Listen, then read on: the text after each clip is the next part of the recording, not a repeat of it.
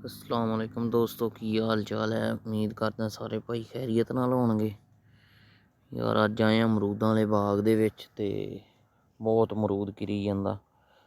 थल्ले अमरूद दे पीन विछे पे ते क्या भी बहुत पिया। अमरूद दा रेट कोई नहीं अगे मंडियां दे विच देखदा पिया। बाग भी यार एडे एडे महंगे लए होए आ। टिकटोक वाले भराओ बहुत महंगे महंगे बाग लए होए आ ते अगों चीज़ भी कोई नज़र नहीं आती पई। इदां पीन विछे पे ते चेक करो दोस्तों, अद्धा अद्धा किलो का अमरूद थल्ले डिग्या पे। बहुत घना नुकसान हो रहा।